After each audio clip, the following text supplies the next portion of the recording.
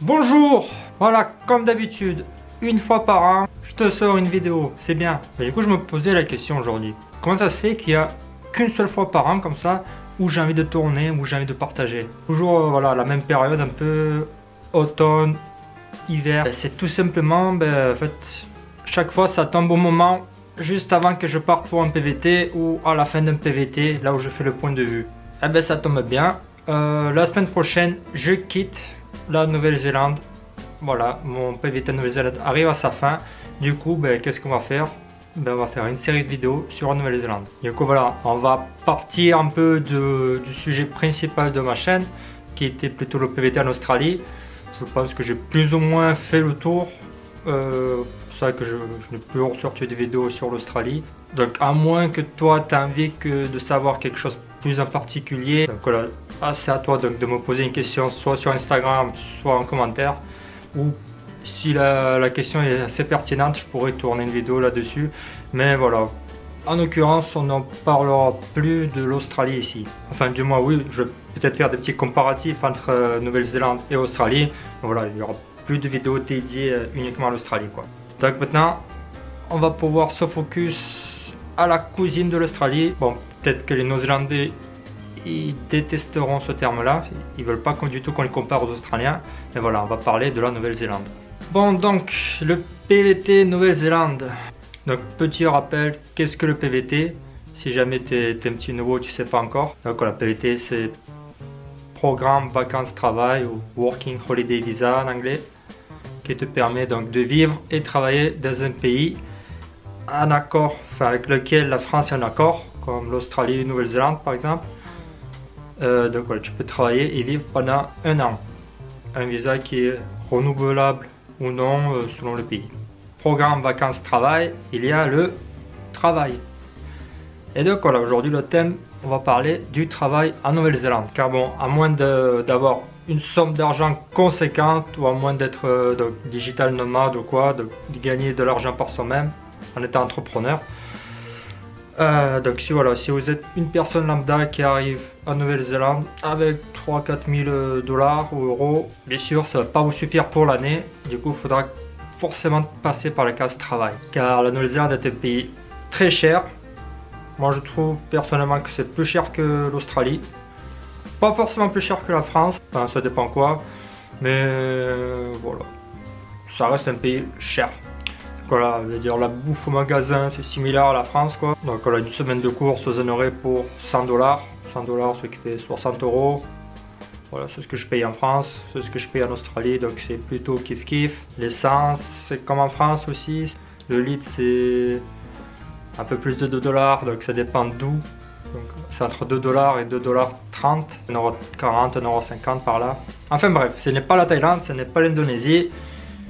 L'argent part très vite. Donc toi voilà, si toi aujourd'hui tu te demandes si en arrivant en Nouvelle-Zélande avec un budget plutôt limité, est-ce que tu vas pouvoir te autofinancer un an de voyage? Est-ce que tu vas pouvoir trouver du travail facilement sur place? Eh bien c'est ce à quoi je vais te répondre aujourd'hui. Donc premier lieu, mon histoire personnelle. Comment j'ai fait pour travailler en Nouvelle-Zélande? Est-ce que j'ai galéré? Est-ce que j'ai pas galéré? Donc j'arrive en Nouvelle-Zélande fin novembre 2018 dans la fameuse ville de Queenstown, ville de touristes, de backpackers, de fêtards, de snowboarders, de skieurs, de sport extrême. Alors, en fait c'est une petite ville mais c'est une sorte de station balnéaire quoi. Ça n'a rien à voir avec le reste de la Nouvelle-Zélande, c'est un peu une bulle.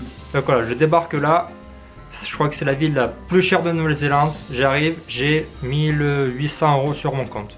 Je suis dans la ville la plus chère de la Nouvelle-Zélande. Je me dis bon, la saison d'été arrive très bientôt, donc par expérience, je sais comment ça se passe parce qu'en Australie c'est la même chose. Quand tu arrives genre début décembre, quand tu arrives déjà quelque part en pleine saison d'été, c'est impossible de trouver du taf. Du coup voilà, c'est pour ça que je suis arrivé un petit peu avant, juste avant décembre. Donc voilà, j'ai trouvé du travail au bout de 2 semaines. Donc, première semaine, j'ai pas trop cherché, je t'avoue. Bon voilà, tu vois, je débarque en France, j'arrive dans un nouveau pays. Nouvelle ville, tout ça, bon, je fais déjà tous mes administratifs, tout ça, tous les papiers, carte bancaire, machin, chercher un logement aussi, parce que ça coûte ça, c'est pas évident. Donc voilà, je me suis pris une semaine tranquille, Et deuxième semaine, j'ai commencé à chercher plus activement. Donc là, je trouve, premier boulot, je trouve un poste de plongeur, kitchen hand qu'ils appellent ça. Moi déjà, au début, moi je pensais kitchen hand, c'est le commis de cuisine. Tu vois, c'est le mec qui va couper les légumes. Voilà, tu vois, qui va faire des petites préparations. Tu vois, il va pas cuisiner, pas dans le service, quoi, mais il va faire toute la prep avant. Tu vois, moi, j'ai déjà fait ça en France, tu vois, ça me plaît. Voilà, moi, je m'attendais à faire ça, quoi. Ben non, en fait, kitchen hand, c'est juste, tu laves la planche, c'est tout. Et en l'occurrence, tu fais un peu de prep. Tu vois, les trucs chiants, genre traiter les oignons, tout ça. Mais voilà, en gros, tu fais que la planche, quoi. Franchement, c'était une expérience plutôt horrible. J'ai détesté au début. C'était le restaurant le plus busy de la ville. La cuisine était minuscule, il n'y avait même pas de chaude. Bon, les horaires, c'est bon, du classique, enfin, c'est un full time. Entre 45 et 50 heures par semaine. Donc 5 jours par semaine. 6 jours pendant la période, on va dire, des jours de fête, quoi. Donc salaire minimum, enfin à l'époque où je suis arrivé, le salaire minimum était à 16,50 en Nouvelle-Zélande, dollars. Après ils l'ont augmenté. Mais voilà, mais moi j'étais payé donc 17 $, voilà, 50 centimes de plus que le SMIC à peine. Voilà. Horaire, ben, ça dépendait, soit le service du midi, soit le service du soir. Ben, voilà, après voilà, franchement ça m'a gavé. Tous les gens avec qui je m'entendais bien un peu, ils commençaient à partir aussi du restaurant. Voilà, moi ça me saoulait la plonge, j'ai dit c'est bon, j'ai assez d'argent, je peux me prendre 2 semaines de repos et trouver un autre travail facile. Le second de cuisine, c'était un Français. Ben, lui, il me fait bah, pourquoi tu passes pas en cuisine? Plus, voilà, il m'a dit ouais, t'as déjà travaillé un peu, bon, on va te former, voilà, tu vas faire des trucs simples. Je fais bah vas-y, j'essaye.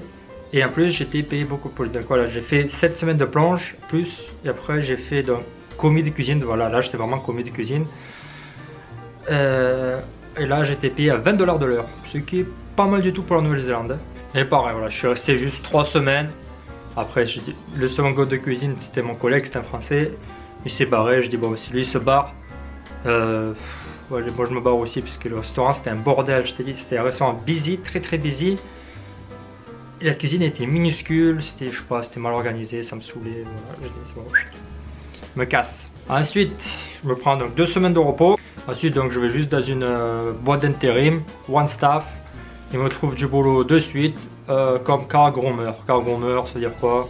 Nettoyeur de voiture. En fait, je travaille juste à côté de l'aéroport. On va chercher donc les voitures de location que le client laisse à l'aéroport. On les ramène à la wash bay, enfin là où on lave les voitures, quoi. On lave la voiture et on la ramène à l'aéroport. Voilà, pas plus compliqué. Boulot très facile, beaucoup moins de stress que dans la cuisine, qu'au resto. Payé pareil, 18 $. Maintenant, avant je disais c'était 17. Voilà, mais le SMIC il a un peu augmenté, maintenant il est à 17,70. Bah, du coup, on paye 18 $. Ça, je l'ai fait pendant donc, 10 semaines, pareil. Donc là, je fais 10 semaines au resto, 10 semaines à laver le bagnole à l'aéroport pour Addis. Ensuite, donc, je me fais un petit road trip de 1 mois en Nouvelle-Zélande. Je reviens à Queenstown, pareil. En plus, tu vois, c'était une période, il n'y avait pas trop de taf, mais voilà, j'avais gardé contact avec la boîte d'intérim. Je suis revenu en ville, vous avez du taf? Il m'a fait, bah ouais, vas-y. Pareil, laver des voitures, mais pour une autre compagnie, cette fois-ci pour Thrifty. Franchement, Avis, j'avais pas trop aimé, tu vois, c'était sale, c'était un peu l'usine, mais Thrifty, c'était un peu plus cool. Donc là, pareil, j'ai travaillé pendant 5 semaines à Thrifty, laver les voitures. Bon, après, pareil, tu vois, ça m'a gavé. Tu vois, même la vie à Queenstown, quoi, ça m'a saoulé un peu. Du coup, qu'est-ce que je fais? Ben, j'ai cherché du travail en ferme. Et ben, voilà, là, je suis en ferme. Ça fait 14 semaines, putain, 14 semaines, 3 mois que je suis en ferme dans une dairy farm, donc ferme laitière, je traite les vaches. Ça voilà, pareil, payé 18 $ de l'heure, mais avec le gros avantage, c'est pour ça que j'ai pris ce travail, c'est pour ça que j'ai cherché un travail en dairy farm, c'est que le logement il est inclus, enfin le logement il est offert. Voilà, tu vois là, je suis dans ma maison et c'est gratuit. Je paye juste de l'électricité une fois par mois. Quand je suis arrivé, ça m'a mis 2 semaines pour trouver du travail. Ensuite, j'ai pris volontairement 2 semaines de vacances et quand j'ai voulu chercher du travail, j'ai retrouvé de suite. Je suis parti en road trip. Quand je suis revenu, j'ai retrouvé du travail de suite. Et entre de Queenstown et Dairy Farm, j'ai pas attendu. Voilà, j'ai déjà trouvé la Dairy Farm quand j'étais à Queenstown, j'ai trouvé par internet, j'ai appelé la ferme, ils m'ont pris. Quand j'ai quitté mon job à Queenstown, je suis venu directement en ferme, j'ai enchaîné. Donc pour moi, la réponse, est-ce que c'est facile de trouver du travail en Nouvelle-Zélande? Oui, je pense qu'il y a plus de travail que d'habitants ou que de voyageurs. La Nouvelle-Zélande est en manque d'effectifs. Autant en Australie, tu vois, des fois c'était galère. Des fois je tombais plusieurs fois, comme je disais, à 0 $. En Australie, il y a beaucoup plus de concurrence. En Nouvelle-Zélande, il n'y a pas beaucoup de concurrence, il n'y a pas beaucoup de monde. Même les voyageurs, il y en a beaucoup moins. Voilà, Nouvelle-Zélande, c'est très facile de se trouver un travail. Il n'y aura absolument aucun souci à te faire pour ça, quoi. Donc voilà, même si comme moi tu arrives avec un budget un petit peu limité, voilà, moi je suis arrivé là avec 1800, 1700 €, te fais pas de soucis. Tu vas pouvoir trouver du travail très facilement et te financer ton voyage au fur et à mesure. Pareil, donc tous les gens à qui j'ai parlé, tous les gens que j'ai rencontrés, avec qui j'ai vécu dans les share house, dans les hostels, je n'ai jamais rencontré une personne qui galérait à chercher du travail. Tout le monde travaillait, tous les gens ils voyageaient et quand ils avaient plus d'argent, ils cherchaient du travail, ils le retrouvaient de suite.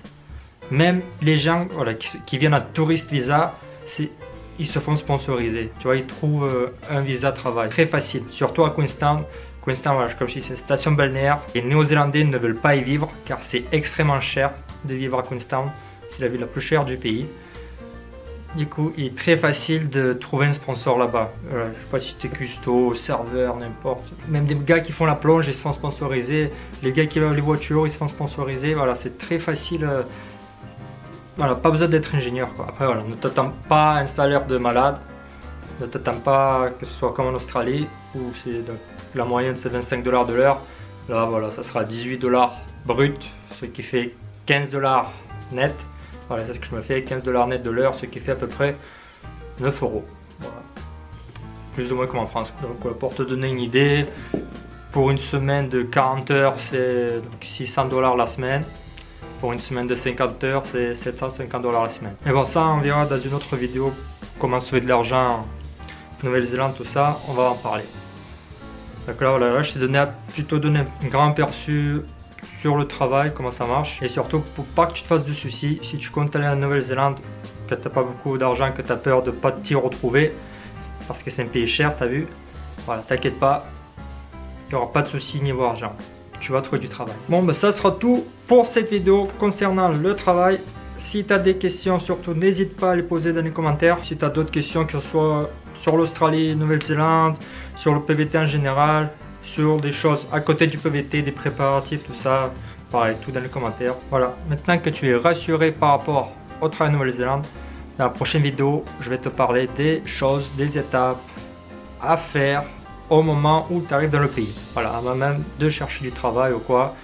Qu'est-ce qu'il faut que tu fasses une fois que tu arrives en Nouvelle-Zélande en PVT. See you later.